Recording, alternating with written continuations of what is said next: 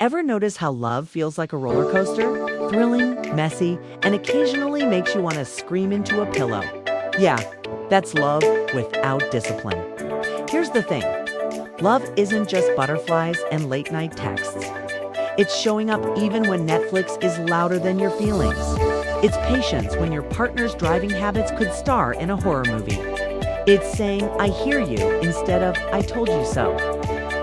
Even when you really want to, discipline in love doesn't kill the magic, it keeps it alive.